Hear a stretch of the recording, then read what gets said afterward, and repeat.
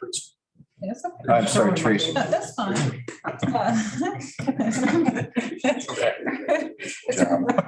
Let's see, we'll go around the room here. Ron. Here. Joycelyn. Here. Gordon. Here. John. Here. Michael. Here. Lori. Yummy. Here. Brent. Here. Noel. Here. Rita. Here. Susan. Michelle. Lori. Susan. Michelle. Michelle. Michelle was. Okay, so we have a Good, call. Cora. Good. Thank you, Teresa. You're welcome. Next matter is to approve the consent agenda. Brent Schoenemeyer, move approval. Thank you. Second. Second, Michael. Okay, so moved and second that we approve the consent agenda. All in favor, please say aye. Aye. Any opposed? Abstaining? Thank you. Next matter is the report of expenses.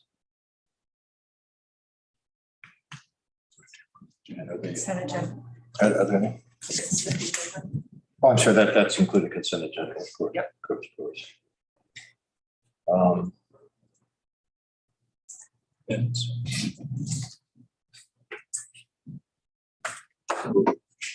Next, that is our visitors' comments.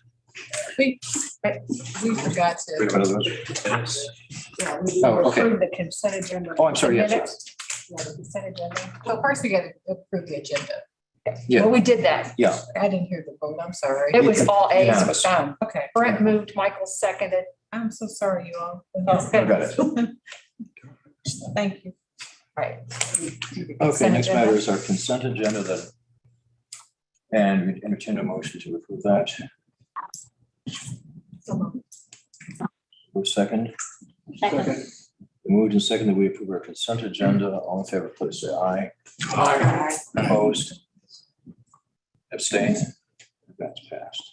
Thank you. Teresa, this is Lori Lemonian. Can you hear me? Yes, I can. Thank you, Lori. I'm sorry. I just wanted to let you know I was here. I'm sorry I was late joining. Okay, Okay, thank you. thank you.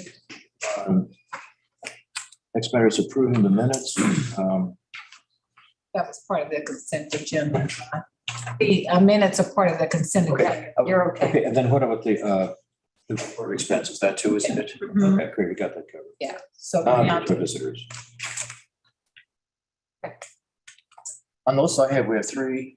the third one here. Yeah, we Right, yeah, have three on the just have list that identify. We have our presiding commissioner from Clay County and Victor Herbert, our treasurer, and Sycamore Davis from the public. And I believe I recall that name from the meeting at the genealogy center, but is he here or should I?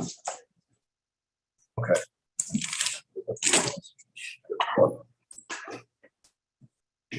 As was said, I'm Jerry Nolte. I'm the presiding commissioner of Clay County. This is Victor Hurlbert, our auditor.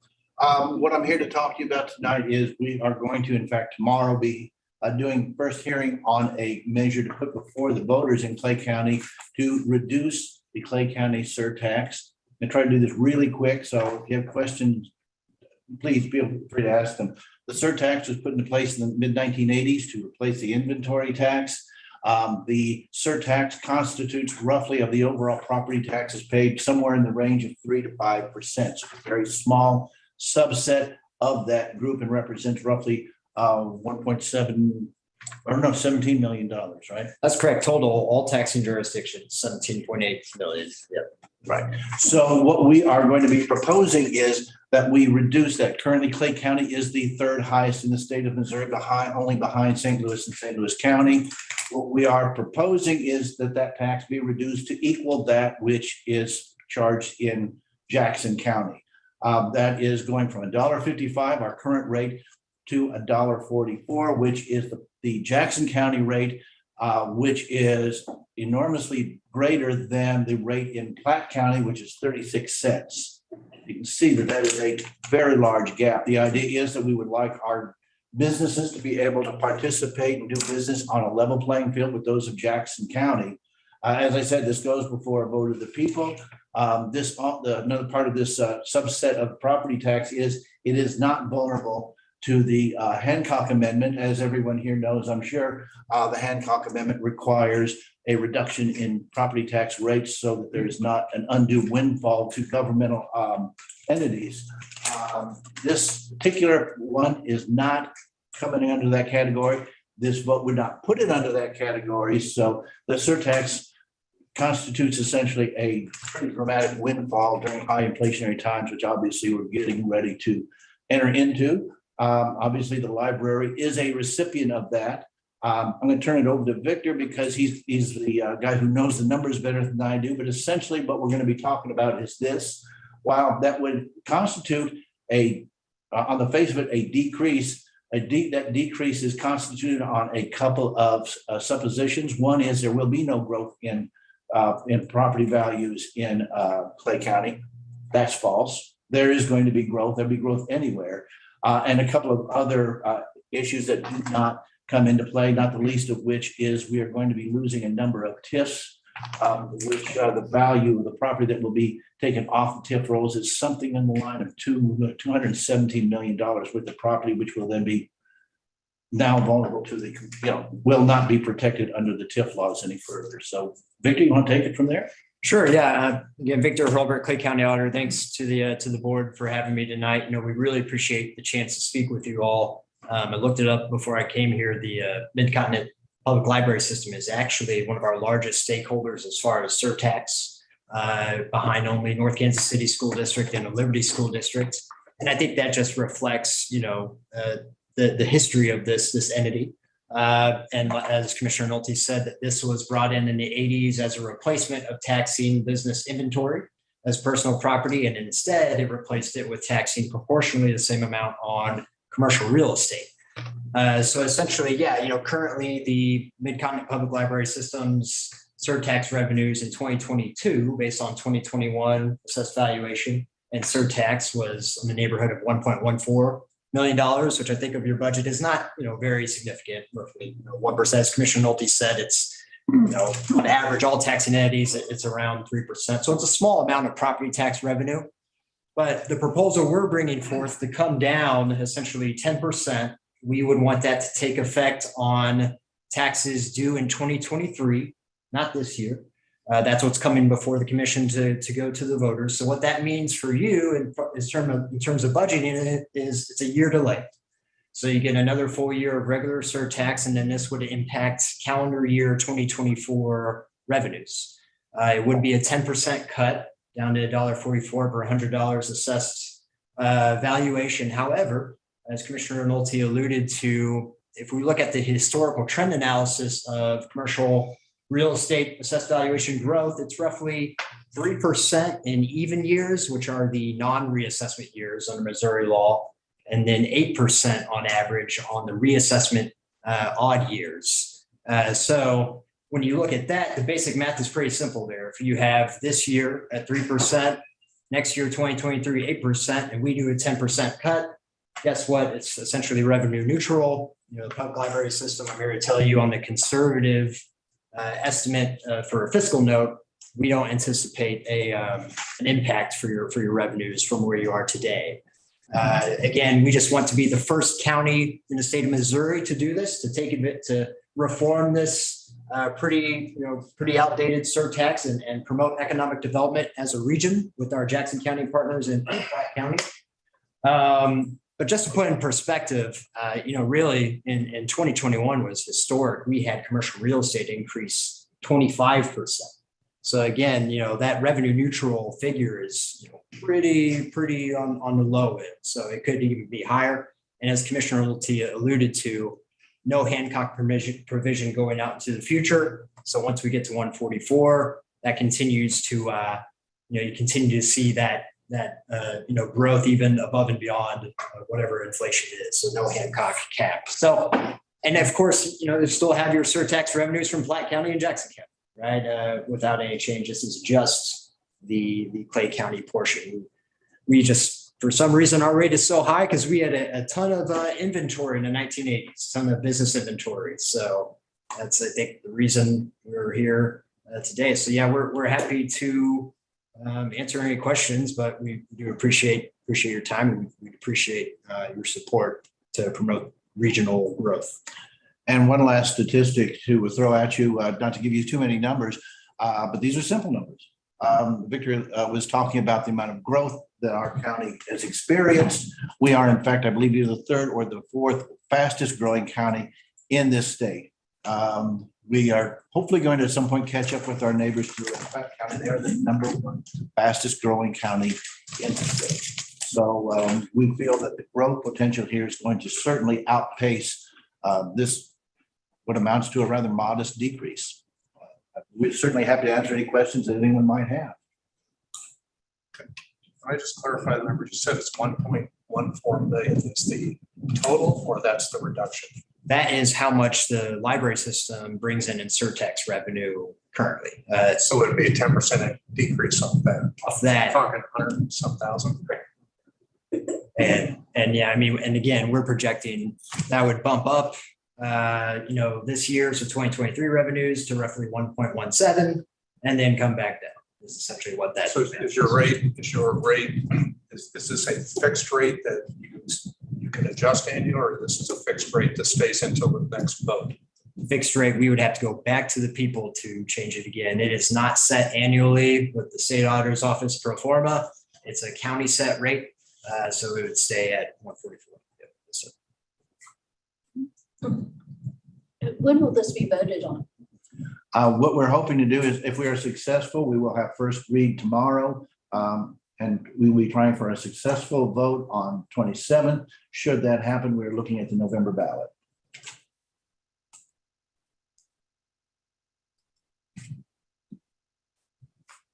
Simple majority. Yes. I'd like to see the figures on paper, and so they can be shared with our staff. A lot of numbers were provided and given, and it would be good to sort of see. So, but what I understand from a public finance concept, you're trying to have the same rate that your neighbors have in terms of what it is. One of the examples that we gave when we were first talking about this was that if you had a sandwich shop and you were buying bread to make your sandwiches, it would be as if, and then now I'm comparing Platte and Clay County, it would be as if you bought your bread in Clay County, you pay $5 a loaf. If you buy it in Platte County, you buy it for $1 a loaf. That's the kind of differential that we're talking about with Platte County, which we are not going to be competitive with Platte County. But that gives you an idea, kind of a tangible idea of what this can mean to businesses as far as their operating overhead goes. If I had that sandwich shop, I'd be buying my bread in Platte County. So just a quick commentary from staff. I'd like to understand what the revenue is from the other counties so that we can understand that a little bit better. For your standpoint, you should know that 95% of our revenues come from property tax. So we're very, when anybody wants to do anything around property taxes, that we pay a little bit, close attention to it all. So we appreciate you coming in and talking about it. So our situation is a little different than a school district that has school foundation formula and other sources of income. This is really, truly almost our single source of income. So. Any other questions, comments? Thank you very much. Lori Lamonian. This is Lori Lamonian. I had a quick question. Did you say, Jerry or Nick, Vic, that it would go, if it was voted on in November, would it go into effect for what year, 2023? Yes, on the 2023 tax bill. So that means on a calendar year, it means 2024 revenues for the collector's disbursements are mostly going to be in 2024 after this change. For the only exception being anyone who happens to repay, but even then there's a month delay for settlements from our collector. So, But the actual legislation itself would go into effect on July 1 of 2023, but the consequences would not happen. In fact, is it okay if I leave you a copy of what the ballot language says? Include this in the minutes for the, thank you. And I can send you electronic if you would like. I can give you, I have a Yeah.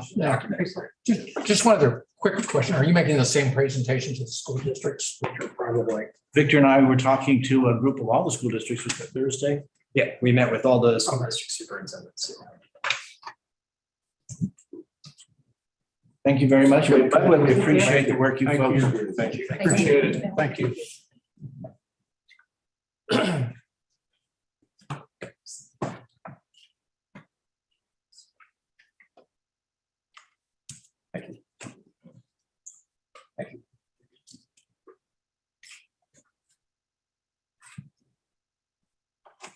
She didn't come, so Teresa, it's, we don't have any visitor. Or should you?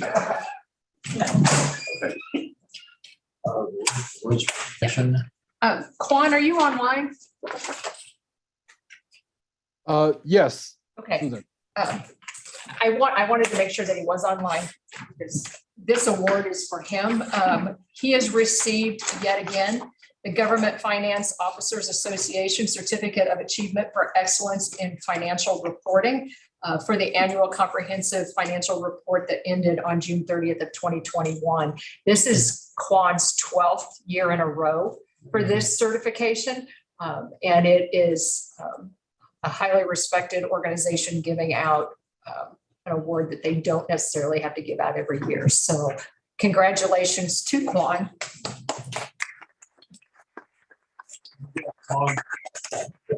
That's what I ran out of buttons. New one. More flags. But, okay, Congratulations. and that's the only award that I know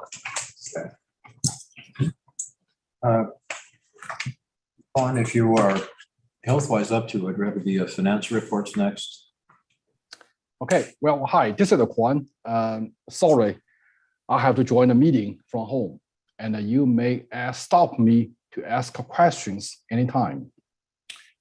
Okay, the first page is a summary of tax revenue we have received. For the whole fiscal year, we received over $62.5 million, which is about $700,000 more than budgeted, and about $4 million over last year's tax revenue. That's good.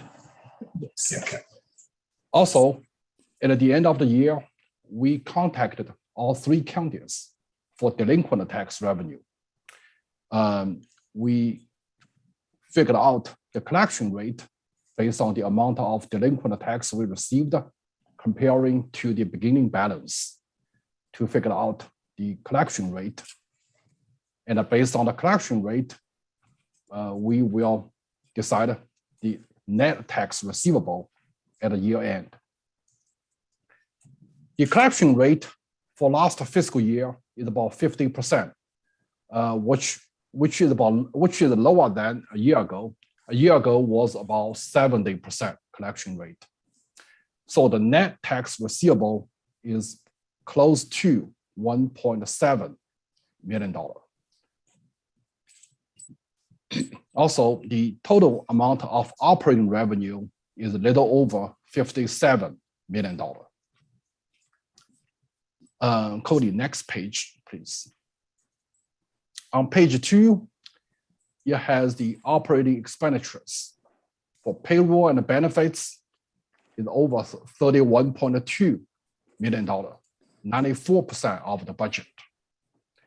Library materials is close to $11 million, 90% of the budget.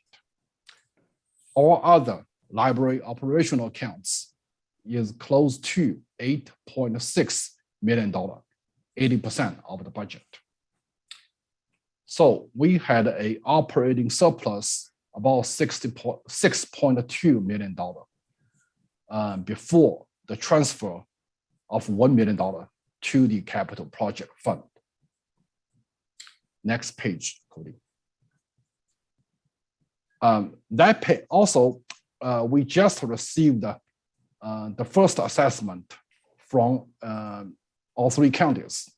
The final assessment will come in late August.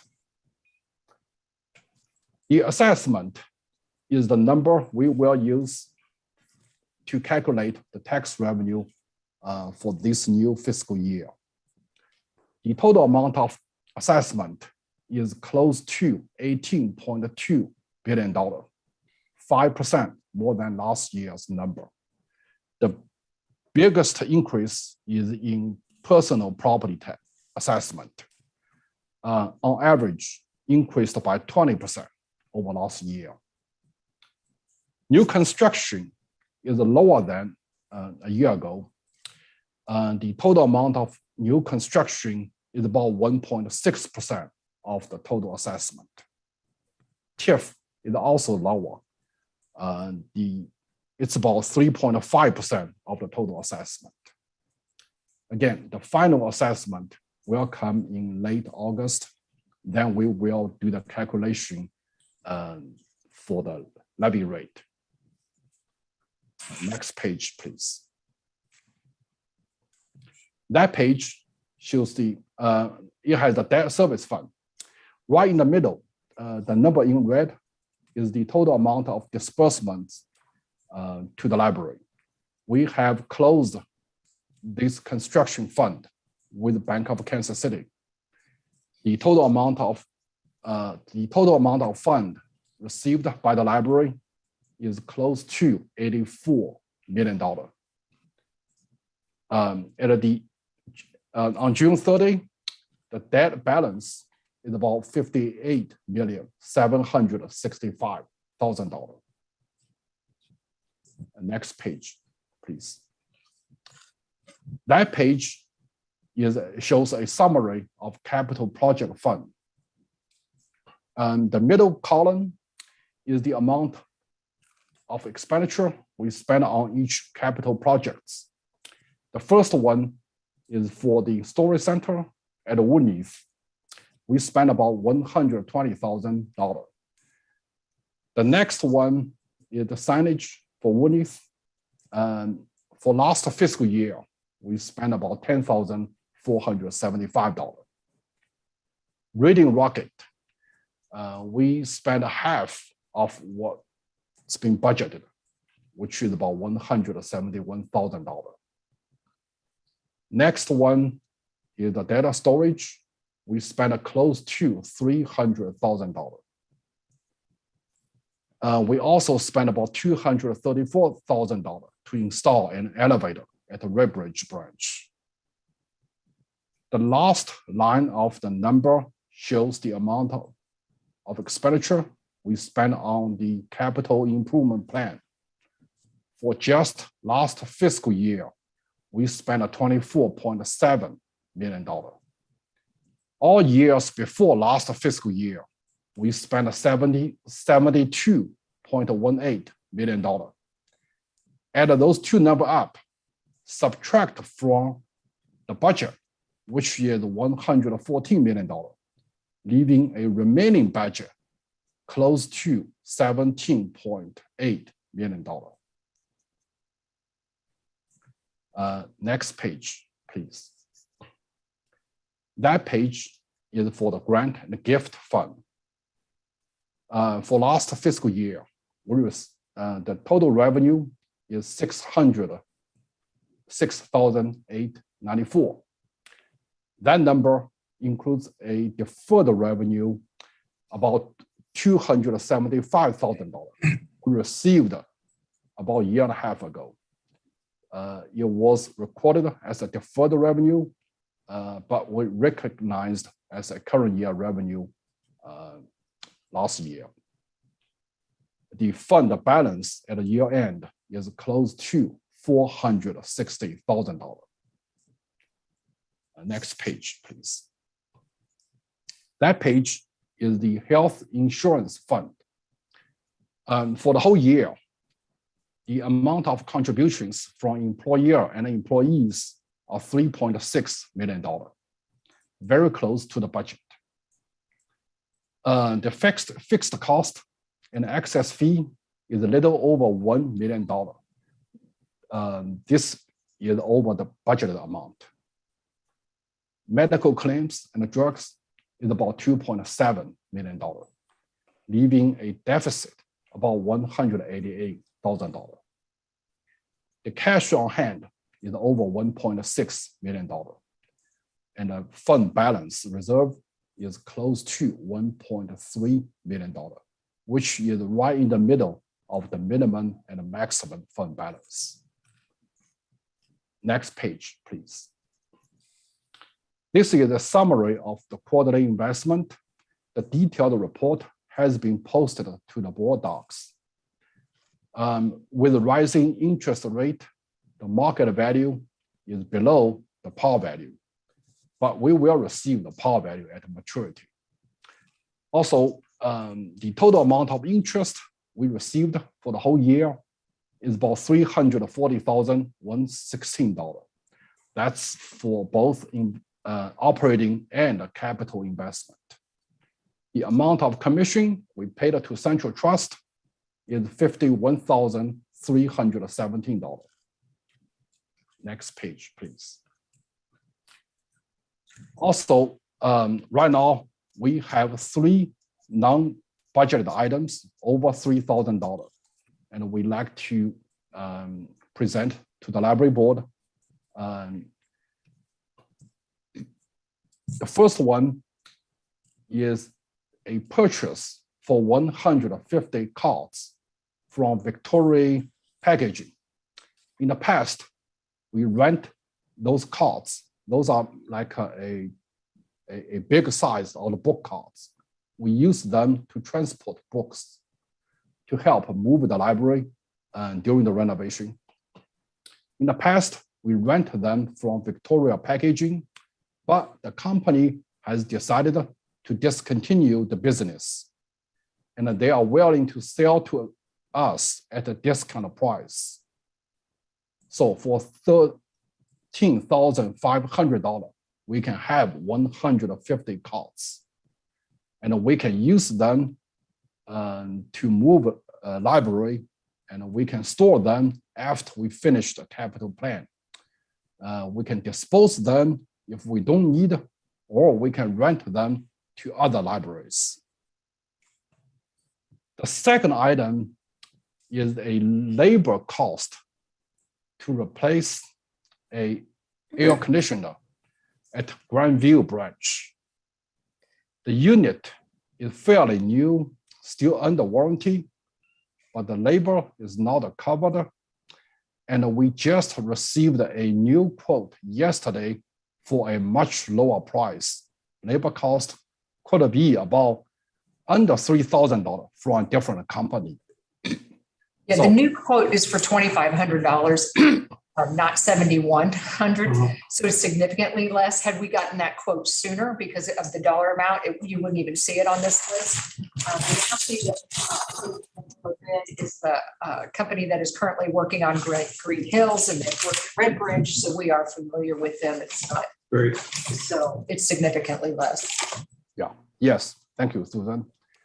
And the last one is a purchase of indoor security cameras at headquarters, which is not budgeted for last year. And the cost is, the installation has been done. The cost is $15,749. So if no objection from the library board, we will make all 3 of them, make a purchase for all 3 of them. Any objections?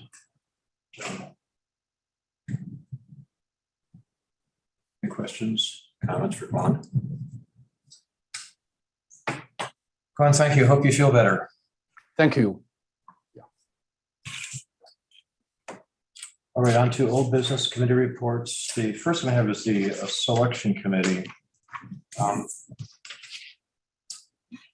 Just a bit of background before we get into the meeting we had preceding our board meeting. Of course, we engaged the services of a search firm, and the search firm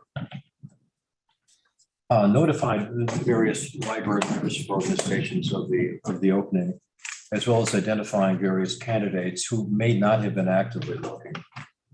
And at that same time, there were surveys to all the employees of the library, and roughly a third of them responded.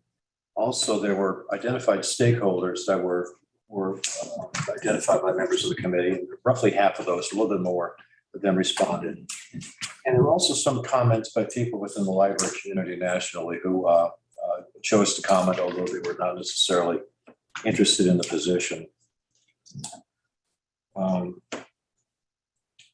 At the last meeting, a tentative schedule was set for meeting with the consulting firm via Zoom and having presentations of the people who were under consideration and reviewed and went notified by the firm, and a schedule for actual on-site interviews and for those candidates to look over the library system in the Kansas City area. That schedule has been pushed back a little bit. At the meeting today we had at 3:30, we were told that we had quote good progress in the search, and that it was confirmed. It was mentioned earlier that we have roughly a third of the employees commented. Among the traits that were sought in the leader was basically in 5 general categories. The first one was a strong leader, able to collaborate, and associated that were talents in communication, openness, and general management. So aside from the strong leadership traits, the second one was receptive and open to diversity. The third one are values of integrity, ethics, and able to handle opposing views.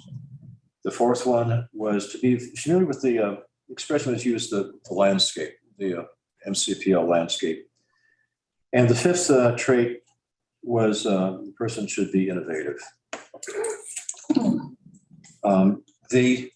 The schedule for the various meetings I mentioned through Zoom as well as in place were put back roughly 2 weeks according to the previous schedule. Also mentioned was that at this time, nationwide, for libraries of comparable size, branches, revenues, there seems to be a number of people who are at the key executive positions that are themselves looking for retirement or other positions, which means, of course, there's more competition. And it seemed that the demographic mix and the multiple branch composition of those libraries pretty much parallel what we have here. So again, it was stressed that there was a little bit of difficulty because of these outside factors.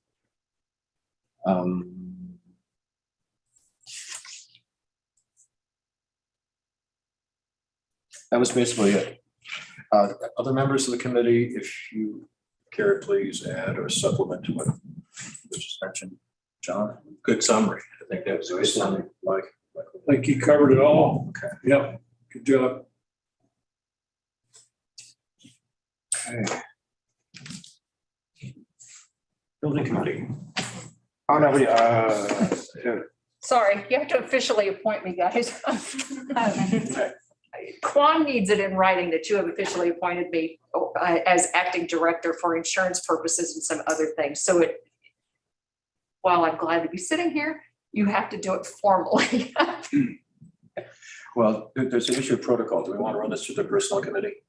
The appointment letter was what we decided out of the ad hoc committee, that we would follow the normal processes of the personnel in appointing Susan and adjusting salaries appropriately. Okay, then. The resolution, however, is something outside of that process. If you wanted to do the resolution or go through the resolution process, then that would have to be in protocol funneled back through the personnel committee or be formally taken by the ad hoc committee through the process. The resolution confirms that the procedure is to have the acting CEO replace the CEO upon instance of a person's vacating. But that's okay. We just appoint you. What concerned me was the resolution in here referred to a contract, which what we're doing with Susan is not a contract. It is according to our normal processes that since Susan is an employee, to follow that process with Susan. If we go outside of that, then my fear is that we may compromise the selection process going forward.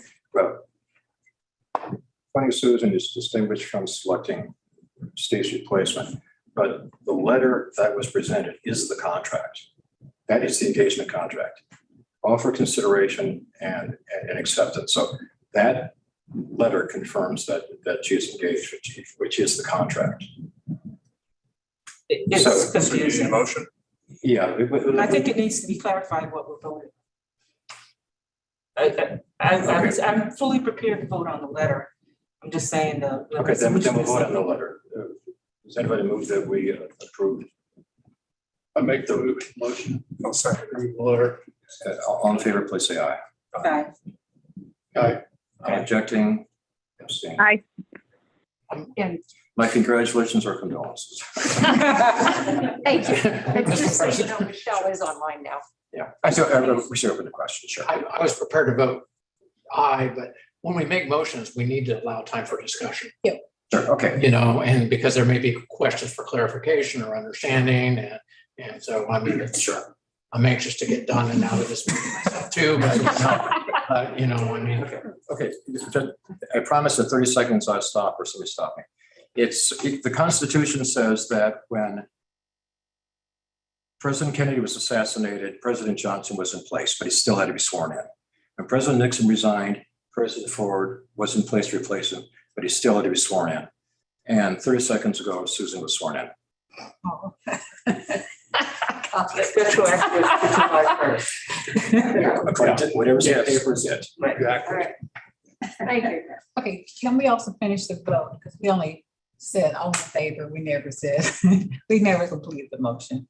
Okay, anybody abstaining? Opposed? Abstaining?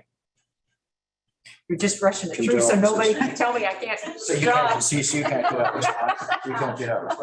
Please. Thank you. Thank you for that. You got it. Thank you.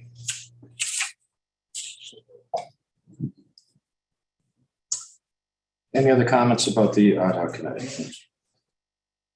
Okay, building. Mike and I looked at each other. I'm going to do this. I'm going to try to do it with some dispatch. Yeah. There was a building committee meeting on July 28th. Let me tell you what the topics that are coming up for the board has some understanding.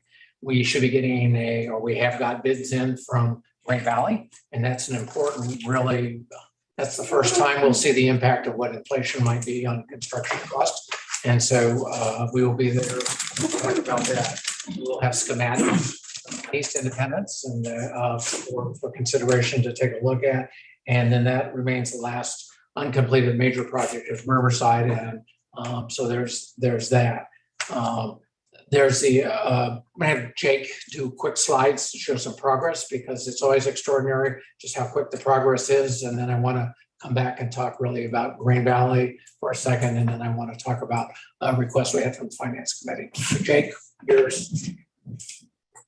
Good evening, everyone. Evening. We've just to get started here, we're looking at Green Hills. We have just gone through the substantial completion for the indoor portion of Green Hills. That's progressing a lot faster than the outdoor because they don't have to worry about the weather and different things. But it is all going really well. Driven by it a few times. I'm gonna go up there. I'm looking at a different slide set. I thought this is from 6/17. So I apologize. It was supposed to be for 7/15. But let me just kind of walk you through where we are. You've seen the pictures. We're a little bit further along than that. I apologize. We'll get the other slide set sent to you so that you can see what I've been talking about. But we're basically working on the turn lane to get into Green Hills for the exterior. We need to do the second coating of the asphalt, the final coat to get it up to grade and up to level so that it's finalized. We're grinding out some of the plaza concrete and we're also making preparations for the giant fork to come in, which we still haven't gotten in. We still don't know exactly when it's coming in, but I have been promised that I will be given at least a week's notice, and I will make sure everybody knows when that fork is going to be placed so that if you want to be out there, you can. I think it's going to be pretty exciting. So that's kind of where we are with the Green Hills. Let's see, the soft opening is slated for the last week in August. I don't have an exact date yet because it's really dependent on a lot of factors outside. So then moving on to the North Oak, we are steadily making progress. We are pouring the foundations and the footings for the main building. This has taken a while because you may or may not remember with all the hot weather that the about 6 weeks, we've had a lot of rain. And we really wanted to make sure that we were mitigating the issues with what the old North Oak branch had. So we've gone along a little slower and done a little bit more mitigation to make sure that we don't have any water issues as we move forward. So with that, that's really our progress for North Oak and for Green Hills, which are the only projects that are going right now. I'm going to turn it back over to Brent unless there's any questions. Thank you. All right. Thank you very much. So what I want to ask of the board, there's a later item down here about not holding a meeting in August. I will be making a motion and be voting in favor of that. But it has been the traditional practice to do so, but we're going to have a guaranteed maximum price for Green Valley, just to sort of let you know. And because construction costs are shifting and changing, we want to try and see if the board would be open to either having a presentation that would be just limited to reviewing the Green Valley bids, because we're concerned if we wait and held them till September is that it would not be to our advantage to wait for that additional time. So subsequent to the building committee, we will probably get back to you and let you know what we felt or what we saw or what we believe we have a project that we're prepared to accept and bring forward to the full board. So I just wanted to give you a heads up that would be the desire to try and take action on the Green Valley in a timely fashion. Staff would be available. We could have a presentation. You could sort of see it. You could think about it, but not to expedite it without undue consideration. But we just want to take advantage of the prices that we have now, with a concern that they might change later. So I just give that by way of information. At the finance committee meeting, and I'll try to take this up, and Mr. Cook may have additional information. There was one consideration. This has been a significant project, a capital program that at some point will be $114 million and have a lot of transactions involved with it, for an outside independent review of the transactions to date and everything related to that. And so the building committee will be taking that up. It currently is an unbudgeted item. And so what we're trying to seek is what the scope of the potential cost of that might be. We also want to figure out what's the best way to do that. Is that an RFQ for somebody that has specialized experience in reviewing construction contracts? Or is it a request we can make of our auditor, who will have completed or audited at that time and are familiar with our books? So I just want to sort of let you know, the idea is let's review everything it is that we've done, make sure that the proper amounts were paid for the things that we received. And so that will be a discussion that the building committee will have. Come back to the finance committee meeting. The timeliness of this, in some senses, will take some time to get back to the board, but we want to tell you this is an ongoing discussion about the desire to review what we've done to date. In response to what Brent was saying, do we have enough agenda items to vote for that? I wouldn't want to, but votes need to occur in the meeting, as I understand it. The second item that he talked about, we're not going to issue an RFQ to do, because if you remember back in March, you voted to do the operational fund, right? We need to get Quan through the audit before it writes an RFQ. So that isn't even going to be issued until the end of August, first part of September, because we need to get past that. So that can wait until September with the next meeting, because we will know more. We'll have a better idea of what it's going to cost. And we can structure the RFQ so that if we decide to go forward, I mean, if we can just do this with the RFQ and you can vote on it or not, because by then we'll have a better idea what it's going to cost. The RFQ can have one quote for the operations and one quote for this, and then if you combine it, so if one company just wants to bid on one or the other, they can do that. If they want to bid on both, maybe they'll give us a better rate. But that'll come back in September, and then we can engage at that point. I don't think for that topic, you probably need to meet in August. For the GMP, we could do a very quick Zoom meeting, so everybody didn't have to come in. We would not necessarily have to wait till the third Tuesday to do it. We could do it sooner, but that's at the pleasure of the board on what you want to do. So I think that would be a good idea. I mean, if it's only the one topic or two topics, if something else comes up, we could get on, do a 30-minute Zoom. Everybody votes and then we're done. And that would be our preference, because the sooner the better on these projects. Do you want me to respond on your? If I, is there something additional that I should have said, or if I mischaracterized? And it's kind of skipping into the finance, but the review of the, I guess I'll call it the capital facilities fund is really an expert in that area. And it's different than having what I'll call the standard financial statement auditor, who may or may not be experts in the key area. I guess Ron gave a good example at the on the finance meeting. When you're doing a jewelry store audit, you bring in a jewelry expert to look at inventory and make evaluations. Similarly, if you did an insurance company, you hire an actuary, the auditors who are not experts in estimating long-term liabilities, bring in an actuary, you do an actuarial review and you get an opinion on that. And the auditors rely on that opinion. So this, I think, is comparable to that. This gets into the expertise of someone who understands contracts, could be an architect, could be a contract expert, could be a CFO from a previous employment in the contract or in the construction industry. So this is a unique set of skills that I think, that from my view, we're looking at. The other thing is, I think this probably belongs in the finance area as opposed to coming out of the building committee, because no different than you don't have Quan audit his own work, you would be auditing your own work. So I think that's a consideration the board needs to make under discussion. So. Yes, my question is, what do we have Jake for? Well, no different than you have Quan. You know, but the board has not had any what I'll call formal oversight of them in the committee.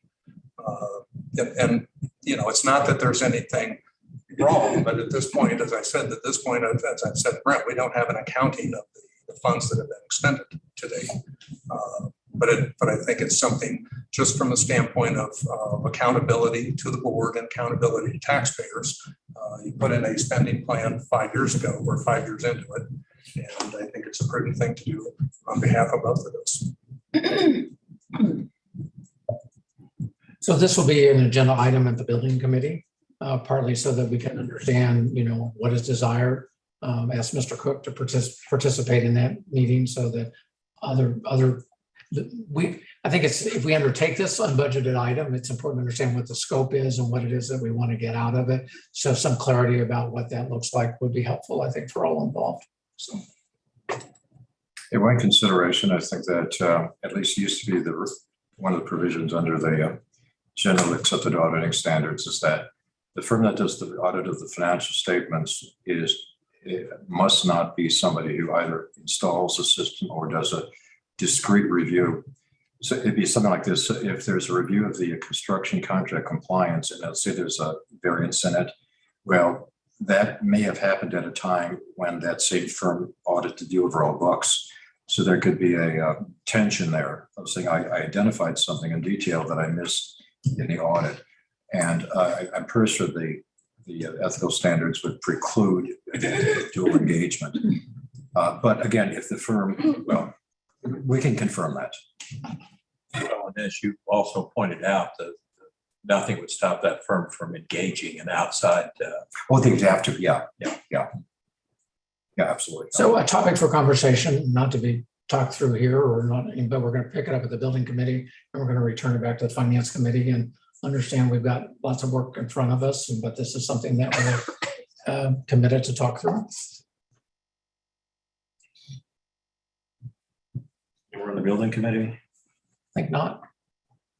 Okay, finance committee. Okay, we met last Thursday. There were two items on the agenda. One was the disbursement policy and procedures review, which Susan just mentioned were approved in March. And so discussion was to proceed with that. There was a question about whether we should have another board vote. I don't think that's necessary, so we'll proceed with the RFQ. hopefully, sooner rather than September and get the wheels moving.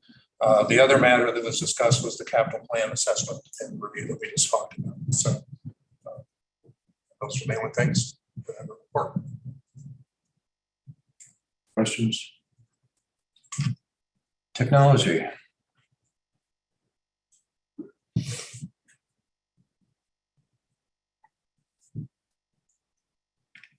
Lori? Sorry, I was having a hard time going off mute. Yes, thank you. Can you hear me okay? Yes.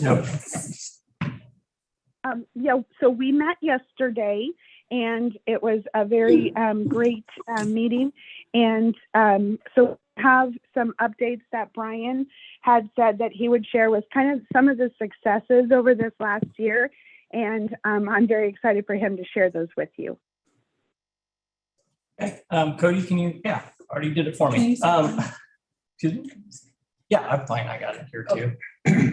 One of the things that we did for the technology committee is I kind of prepared kind of quick summary of last year's stats, kind of how we did, and kind of for a couple of reasons, is just to show you what we got done and how we served our communities and everything. And the other thing was to show that technology is like a big part of everything that we do here, from training to infrastructure to the staff use to the website. And I have three different departments that support all of these functions that we do. We have digital learning. We have the library systems department that has our patron database server, the website, and then I have the IT department that does all of our infrastructure. So just some quick stats for learning and training. We did 134 virtual programs last year. That's through YouTube and Facebook. These two, the virtual programs and the in-person programs are for patrons do it. We started up in-person programs in February, end of February. We've done 48 of those in branch this year. So that's pretty good. We did about 6 programs a week out there in the system, and we're just kind of getting back to in-person programming again. So it's kind of all starting to kind of come back. On the staff side, this department also does all of our staff training, in-house staff training for technology. We had 79 instructor-led training sessions. And then we're also big into our learning center, our learning management system. So we did almost 320 virtual courses, e-learning courses this year. On the virtual branch, we did, so this week we call our website the virtual branch because that's how people use it that don't come in a lot, do a lot of e-resources. So we did almost 1.1 million research database sessions. And that's up a couple 100,000 a year over before COVID. Which is really great. Virtual branch sessions, we did 4.6 million sessions, and these are sessions that people actually come and spend time on the site. That's not they clicked there by accident or they clicked on it and then went to something else. This is time spent on the site using it. We had 4.6 million of those. The virtual branch unique users, this is a monthly average of individual people that have used our site. So it's about 170,000 different people use our site on average every month. So that's pretty incredible. That's, when you think about how many active cards do we have? It's 250 or 275? About 250. Yeah, so that's 170,000. That's pretty good. Online catalog, this is the system where people go and manage their accounts, place holds on books, all of that kind of stuff. We had 2.7 million sessions, a little bit more than 2.7 million sessions on that site. And then down into internet access, which is another kind of core function that we provide all the time. So public computer sessions, we had 204,000 sessions. That's people coming into the buildings and using the public PCs or laptops that we have to offer. Guest Wi-Fi, we had just shy of 300,000, and that's a great number. That's almost back to pre-COVID numbers, which is awesome. And then Chromebook to go, we started checking out Chromebooks. We have 175 of those for people to take home and use. They just started in December of 2021. We had 922 checkouts of those. And then the Wi-Fi to go, which is the hotspots that people can check out and have internet access wherever they need it. We've had a full year of that now. So we had a little over 6,100 checkouts for that. And we have 530 of those devices in service, and they are gone all the time. There's a wait list for those. And then the last thing that we do is we have the Career Online High School program. That's the program where adults can sign up and get their high school diploma. It's an accredited high school. And we've been providing that for about 10 years, I think. And this past year was a big year for us. We had 23 graduates from that program, and we partner with Kansas City Public, Literacy KC, and us all go together to provide that program. So 13 of the graduates kind of identified as a Mid-Continent Public Library patron. That's where we get the 13. We're from MCPL. So they kind of identify which system they kind of work with when they sign up for the program. So 13 of those were from us. So so that's my kind of very quick overview for stats of what we got done. There's a lot more that we do. There's all kinds of events and things that we take care of. But those are kind of some of the highlights that I thought I could put together for the group that kind of highlights the 3 departments and what they take care of and everything every day. So any questions about those? Yeah, Rita. Yeah. In your branch sessions or unique users, if somebody is looking for a book and they get on, are they counted a user? Yes. And even if they can't find the resources that they're looking for, they're a user. Yes. We don't know who they are unless they sign into the catalog with their account. It's really just a cookie that gets set in your browser that identifies your kind of device. We don't know where you are or who you are or anything like that. It's just, and if you clear that, then it gets reset the next time you use the website. So what does that figure say to you? The unique users? Yeah. It's just a number that we use to tell us just how many unique people visit the website every month. That's really all it's there for. Instead of just saying there are 4 million sessions, it tells us that we have 170,000 unique people using the website on average every month. Could you also call those 170,000 people who couldn't find what they were looking for? No, not really, because they're on the website to use it. This really isn't going into the catalog. They could be coming there to use the research databases, signing up for an event. They could be using it to browse new books, list of new books. They could be there to find a location and the address. They could be there for 100 different reasons, not just finding. It just says you're in the building, basically. Yeah, that's what it is. You walk in the building and you're doing something in the building. That's a perfect analogy. So, but I think it also represents, because it's unique users, it represents people who may be using the resources 50 times, but it counts them once. Yeah, right. It just counts them one time. The 4.6 is more relative to how many people actually spent time on the website and used it.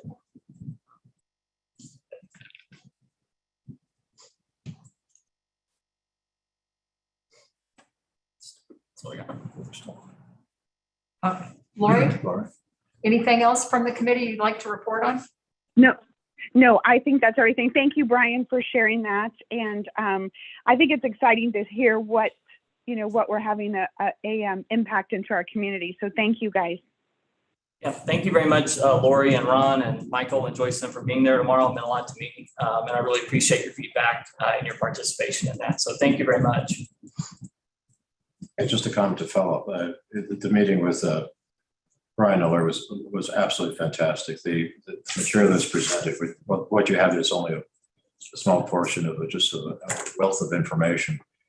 And this, hopefully with Susan and Brian working this out, might be a topic for the board continuing education. And as well as being introduced to, some of your staff, the different departments.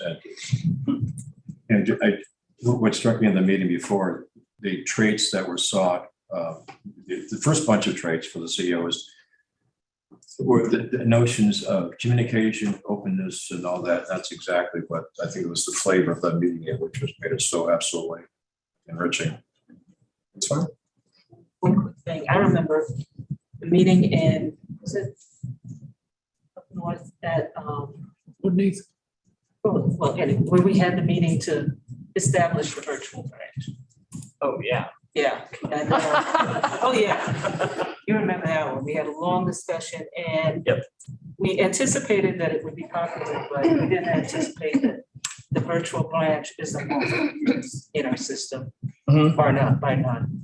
Yeah. So I think I want to congratulate you for implementing a very good system. We charged IT at that time with emulating as much as possible a physical visit to the branch virtually. And I think that you've done that. We've come a long way. I mean, we've got shelf browsing on the website now, so you can kind of like a virtual shelf browse, and we have those types of things you can do now. So there's quite a bit you can do on there, plus just all the events and research databases. There's a ton there. So, and you can do it all from home. With the library card, which is great. So. Okay, thank you. Yep, thank you. And technology library. Librarians report. All right. Since Ron mentioned board education, Justin was going to be here, but he had to be out of town. So at our next meeting, you're going to hear about the safety and security department, of which Christy is part of. So we will be hearing from Dustin and all the things that they're doing. And he's been doing. The department's about 3.5 years old, so it's still relatively new. Now we're, instead of one person, it's now 3 people. So we're moving on with that, but you'll hear more about that next time. The only other thing that I wanted to bring to you, we use a company called Unique Management. They send us an annual report on the activity that they do for us. Unique Management is a collection agency, for the lack of a better term, and they try to recover lost material and large fines. Anything that's over $100 from a customer is turned over to Unique, and then they spend the time trying to recoup that instead of staff spending the time trying to write letters, call customers, etc. And I don't know if you guys if we've talked about this in the past, if Steve has shared this information with you in the past, but I just thought the numbers were big enough that it was worth letting you guys know. Over the course of the last fiscal year, so July 2021 through June 30th of this year, 2022, they collected just over $42,000 in fines and fees that were paid. And with material, we got back. And for me, this number's more significant than the cash, because this would cost us more to go out and replace all of these items. They collected $236,000 worth of items. They managed to get returned. Now, we do pay them for this service, but I will tell you, we paid them $16,000 for them to retrieve that much for us. So the ROI on that is roughly 18-to-1. We did have some conversations a while back among senior leadership on whether or not we wanted to continue this service, because they no longer turn anyone over to collections, which is, I think, okay. Not everybody knows that. So I think if you get a phone call, some people are probably still a little bit panicked about it. But for us, if staff had to spend the time trying to collect this down, it would be the whole department. So this is very much worth it. And I just wanted you guys to know one of the vendors that we work with that is hugely beneficial to the taxpayers, because for us, this is about stewardship and making sure the taxpayer dollars are spent wisely. And if we can get $230,000 worth of materials back, that's $230,000 we don't have to spend repurchasing it. So I don't have, that's all I have for the librarian's report this month. So that's great. I wanted you to know that. Great.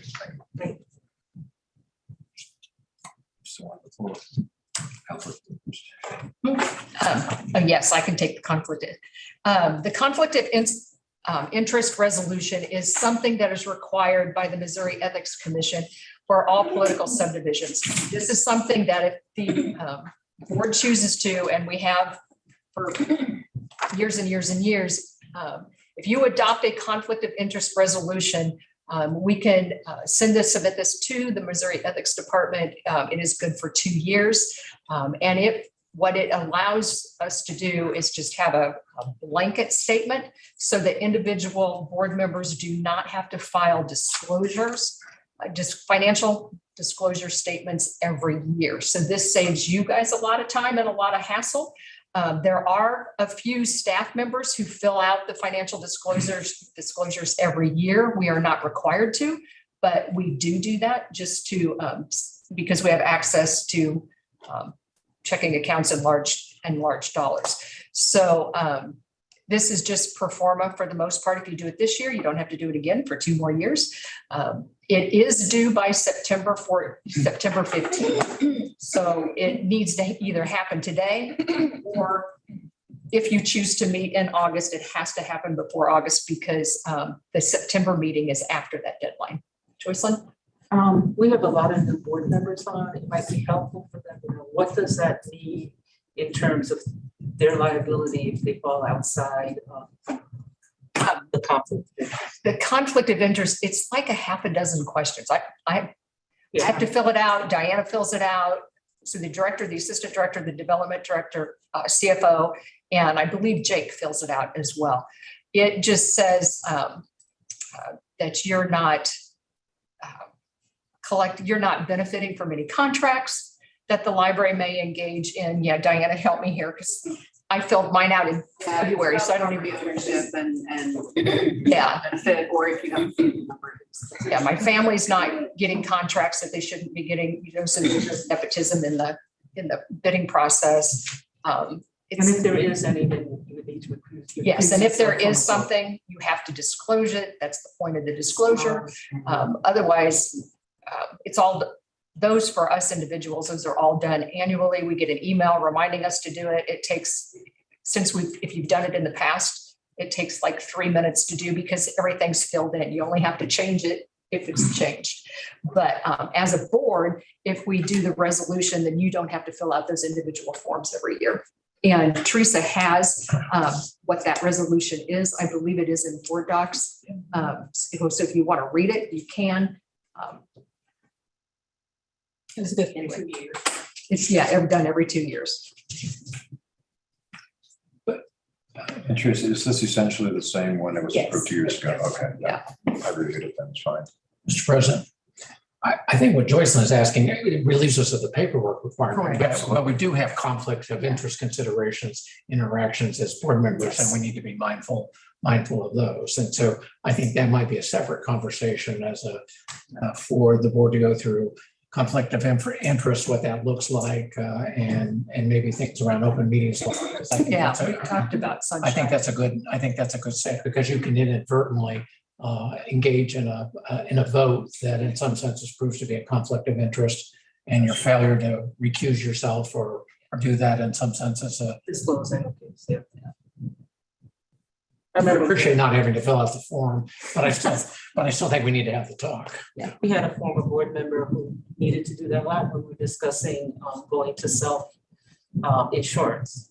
But just to be, he always had to disclose and recruit, and it's just something for us to know that, we don't have to fill out the paperwork, but we still need to understand our responsibilities around that, especially since the majority of our board is there.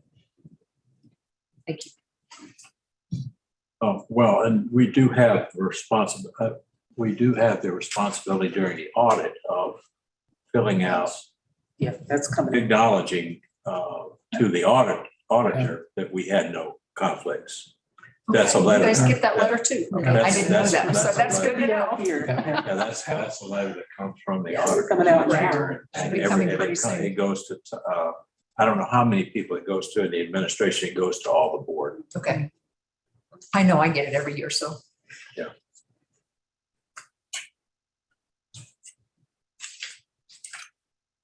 And once, if you choose to approve that resolution, then Teresa will make sure that it gets turned in. to where And it if we needs to don't approve it, we'd all have to individually fill out the forms. be. Correct. All of your names will be turned in and you all have to do it. I move approval of the conflict of interest resolution. Second. Second. Absolutely. It's been moved and seconded that we approve our conflict of interest resolution. All in favor, please say aye. Aye. Aye. Any opposed? Abstaining? It's passed. Thank you. I have one question. Cody, is Michelle still on the line? Michelle, are you still there? Michelle is not on the line. No. She told me Okay. and said she couldn't get it to stay on. Okay, thank you. Thank you. And the next matter involves engagement of an attorney for the library. We all know that Phil has gone deeper, more deeply into his retirement, and we're in need of legal counsel. So a resolution was prepared that the library, through myself as the president of the board and Susan as our CEO, be able to engage legal counsel as is required for the management as well as the board interests of the library. We can resolve that, squeeze it into resolution later, but through a lot of effort initiated by Steve and followed up by Susan, we have 3 firms that identified themselves as being interested in serving the library. 2 of them are large Jackson County firms downtown. The other one is a smaller firm that has its members provide services in the past, and services that were really quite well appreciated.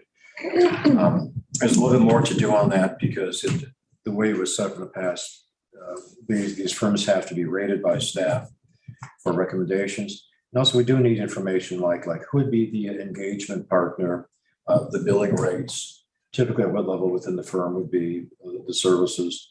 And just throwing it out, depending on the firm, some rookie right out of law school could be billing at over $200 an hour. So the partner's $750 plus very easily. So that's just a cost factor that I think we should know in this process. But pending that, there surely will be needs for legal counsel that Susan could get on the phone, could counsel as well as the board here too. So I would propose that the board authorize the current CEO and myself in my capacity to engage counsel, and if we do so, that the information provided by the council be immediately distributed among the board members and the senior leadership. I think that should be 2 votes. And Teresa, I apologize, I'll get you something a little more. Okay. Okay, so moving to second that we engage legal counsel on an as-needed basis. All in favor, please say aye. I'm sorry. Discussion. Aye. Need a motion? Can we go back to? I will second the motion. It's been, did you have enough for the motion? Yeah, I was gonna say, I was gonna ask you if you can try to repeat what you said. Okay. And Resolve that the chief executive officer and president of the board be authorized to engage the services of legal counsel as determined in the best interest of the management and board of MCPL, and that the issue given to counsel, comma, the name of the attorney, okay, comma, and opinion be shared with the board and senior leadership. Just so nobody goes out and gets a free will or trust or something like that. Okay. Okay. Okay, discussion. Let's say that's quite a lot for one motion. It should probably be broken out into 2. One is the engaging of counsel, and 2 about the opinion. And 2 is what? And the second would be about making a determination about how opinions would be handled. Those are 2 totally separate. One's fine. I'm just saying, we're voting on 2 separate things. One is engaging counsel, Yeah. and the other thing is how opinions would be handled. I would appreciate if those 2 were separate votes, because they're 2 separate issues. But you engage a counsel to get an opinion. Right, but how the opinions are handled is something totally different. In my mind, those. are two Okay, right. separate So issues. think you're talking about openness and transparency and all that stuff. I think, like, if I were to ask a question regarding, I'm not saying I would vote against it. I would just like those two issues separated for discussion. we can vote separately, sure. Okay. So, Teresa, could you break out the first part? Sure, I try to read this back to you, but yes. Okay. So the first part is essentially about engaging the service of legal counsel. And then the second vote will be on determining, the second vote will be about how that counsel is given via the board president, via the board president and senior leadership. How the information is shared. Can you- Yes, yeah, the second would be, yeah, okay, so, Essentially how the information is shared. right. Okay. And I will pretty this up, I promise you. Okay, yeah, yes. So the first issue then is that we are being authorized to go out and get an opinion. Okay, the second one is that once we receive the opinion, yes. Okay, that's fine. You need a second? For the I'll first second- motion, I'll second the first motion. Yeah, so Gordon on the second, he's second on the first motion, so we need to take a vote on that first. so we need to vote on. Yeah, we need to take two different votes. We first need Right. to vote about the engagement, and we have a first and a second on the floor, so now we just need to. Okay. So, and I want to move that we engage legal counsel. We did. So we I just did. moved You and moved it, seconded. I seconded. Vote now. You already did. Yeah, so you call the vote. Discussion. We did. Yeah. And now You already discussion. did that part. Okay, do we I guess discuss now it? discussion. Okay, there's just for my clarification, can we go through the vote again? Because I'm not sure if we got it. We haven't got to the vote yet, Teresa. Discussion. Okay, Discussion on engaging an attorney.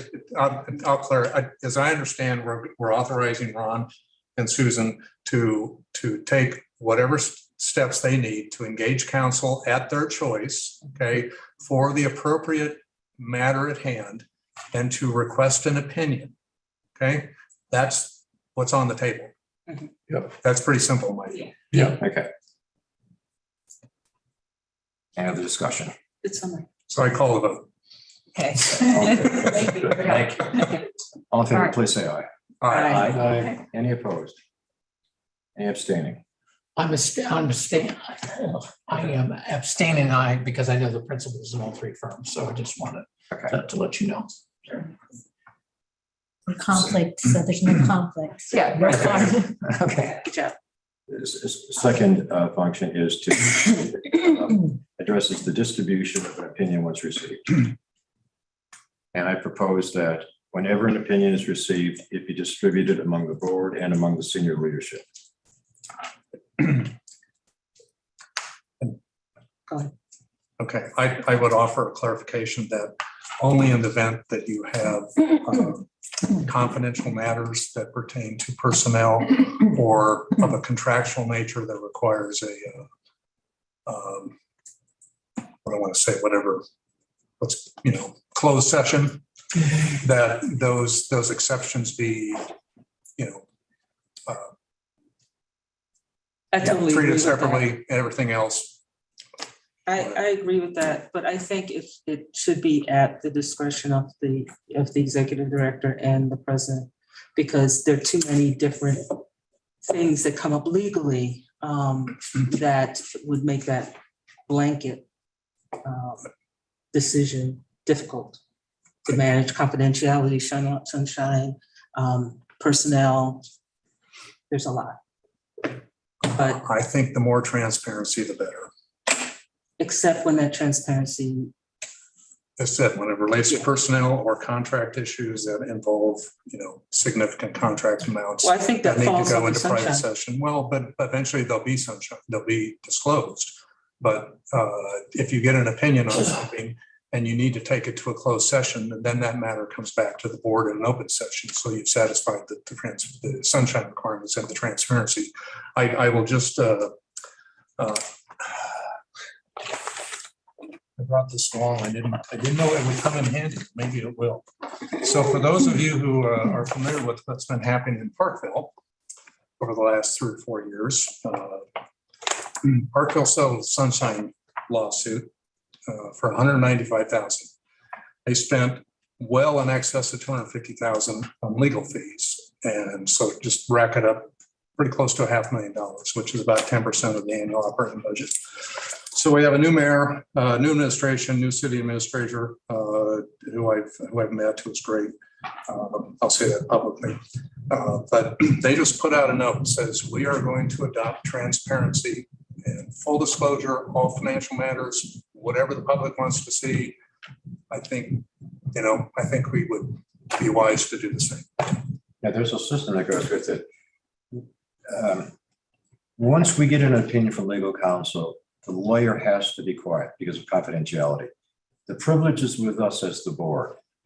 We as a board can discuss it as the client, and we must disclose it unless, as you mentioned, the closed meeting exclusions apply because we're dealing with individuals with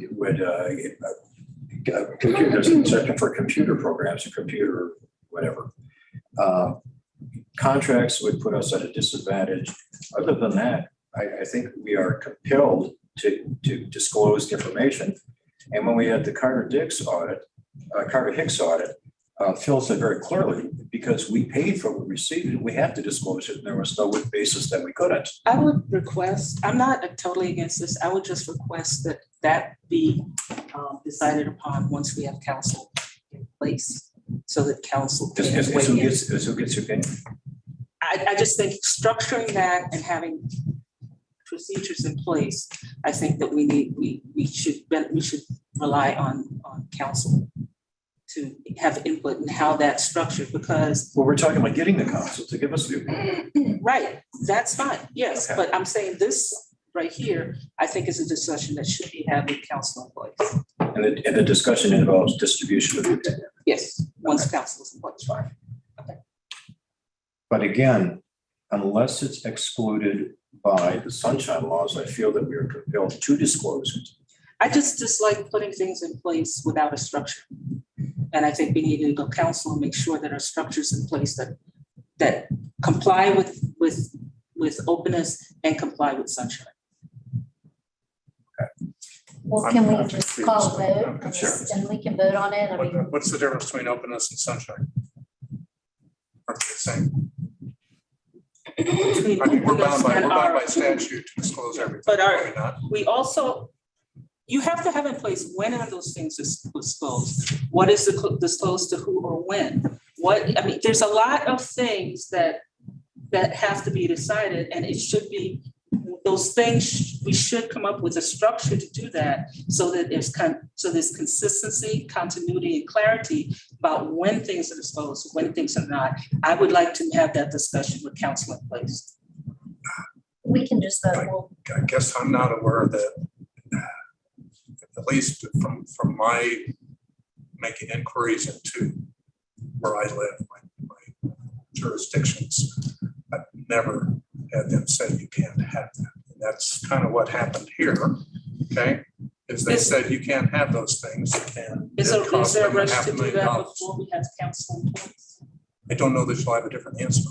I mean, I would. Maybe I'd be not. hesitant- I I'd be would hesitant- like to I'd be know. hesitant to have council tell me that we shouldn't be transparent. I would be concerned about our selection. I'm not saying lack of transparency, I just say having a process and a procedure in place. Well, that is. Joycelyn is entitled to her opinion, All right. but can we call the vote? So I'll make a suggestion. If after we hired counsel, engaged our permanent continuing, if with this matter comes up and it requires a change, then we could address it then.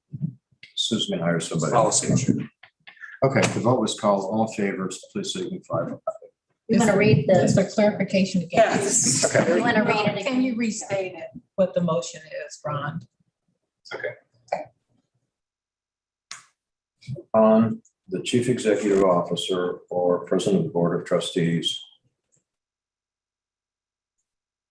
receiving an opinion from legal counsel And as soon as practicable, the same will be distributed along with the Board of Trustees and senior.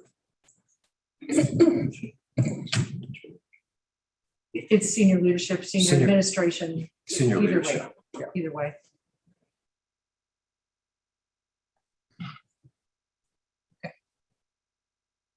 Okay. All in favor, please say aye. Aye. Opposed, No. abstaining. Okay, it's carried. August board meeting.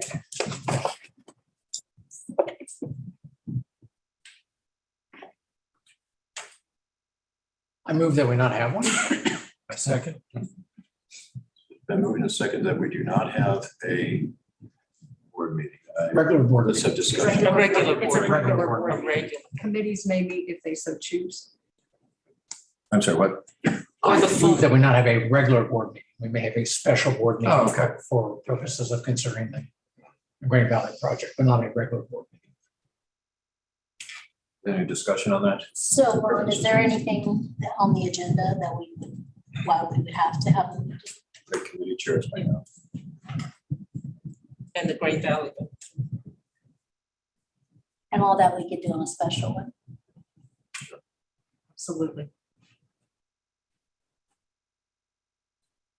Any discussion on this? Been moved and seconded that we do not have a regular August meeting. All in favor, please say aye. Aye. Aye. Any opposed? Or abstaining? Okay. On committee preferences, one thing Steve mentioned to me in a conversation, maybe half a year ago. I just came up again to visiting with Susan. I had errantly over-appointed committees. And a point that Steve raised is this: if you have 6 people on a committee, you have a quorum of the full board. And that automatically skews the relationship of the committee to the full board. And it was recommended that we get the committees to constitute a total of 5 or fewer. Again, to reinforce the structure of the committees to the full board. So, and I had mentioned this before in various emails, but if anybody has any particular preferences for committees, please let me know. And we can do some arithmetic here, because there are 5 committees. By virtue of whoever is in my position right now, that's automatically one of the positions. So then we have 4 positions for 5 boards for 11 people. So that's just arithmetic. What, the quorum would be 7, right? Yes, ma'am. 12, not 6. And as long as And the president sits as ex officio. ex officio. Yeah. So it would really So be you could 6. have 5 or 6 total. but voting because- though too. But you'd be, as long as you. Yes, okay. yeah. Okay. Just as long as you don't have more than 6, you're fine. So we get down to the point where everybody, I'd appreciate letting me know the first or second preferences you have for any committees, and that could start further discussion. I guess one question. So how many are we allowed to serve on? How many committees? There's no limit. So The should limit there, is the amount. It's silent. I mean, should there be like, you don't want one person on every committee and then one other person on one committee? That doesn't seem very fair. No one should be on every committee. Yeah. That's not practical. That's a huge time commitment too on a board members. If somebody only has the time to serve on one, that is their prerogative as well. They just need to identify what their preference is. So it doesn't matter. I mean, it just seems it seems like there shouldn't be something like only 2 per county for each thing, or else you'll have one committee with all of Platte County, and that doesn't matter. We serve a library district. Yeah. The bylaws and the policies are silent on that. Hey, Ron, this is Noelle. Is there a way to get an email that says when the committees meet? Sure, but that's always at the discretion of the chairman, the chairpersons of the committees. And Noel, the meetings are they are listed in your announcements every month in the board packet. Those are the typical days that the committees do meet. Okay. And it's also in board docs, Noel, and also this month, if you look at the 7.4 on the content, I also put it in there so you can see what the current standing is. And that's because you're awesome. Thank you very much. I appreciate it. Okay, thank you. Oh, wow.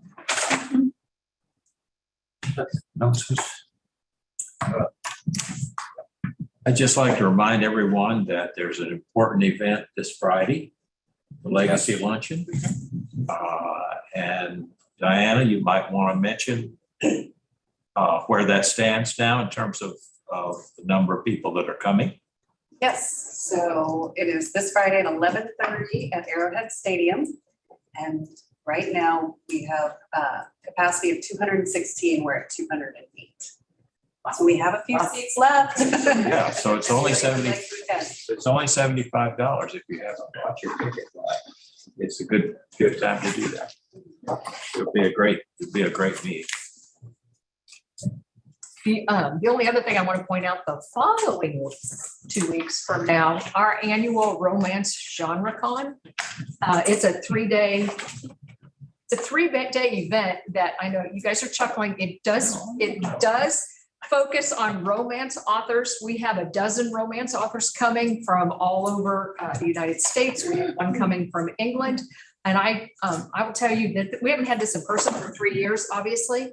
And I know that Amy Fisher, who organizes this, last spring, earlier in the year, was being contacted by somebody in Texas to find out if we were having it in person this year because they had planned to come. So this isn't just a local Kansas City metro event. People come from the region. And the first couple of days, there are workshops for aspiring authors, how to promote your material, how to find an editor, all of that kind of thing. And then Friday night and Saturday, we call the Fan Fest. And I will tell you, Whitney will be packed with people who love romance novels. And it's a lot of fun. And Susan, what day is that? I don't see it on the calendar. What day is that? No, it's not on that calendar. It is August 4th through 6th. And the evening of the 5th is the kickoff for the Fan Fest, and then all day Saturday is for the fans. There is a list of authors on the website. I appreciate Susan mentioning this. I stopped by the Midwest Genealogy Center before I came here, just had some time to kill. There's just a lot of out-of-state license plates. Sometimes we don't think of that people come from outside this region to make use of the resources that we have and provide. Jim? Sorry, yeah, one more. August 12th and 13th, we're actually opening the auditorium. It's Woodmead's homecoming weekend is what it's called. So we're gonna do tours of the house. There's a private event for the fundraising folks back in the fall or earlier this year. I don't remember. Around the opening of the house. But this will be more of the public event. So we're going to do kind of a book opening like we do with the branches. We'll do that Friday morning. And then there are some events throughout the day, both in the auditorium and in the house on the 12th and 13th. Thank you. That's August, right? Yes. Hopefully it will be 101 degrees. So what time is that, Jim? The book opening is at 9 a.m. on Friday the 12th. Okay.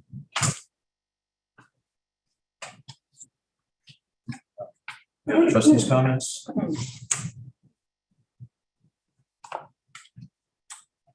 Any comments?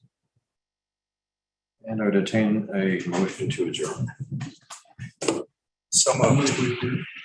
Seconded. All in favor, say aye. Aye. Bye. Comments.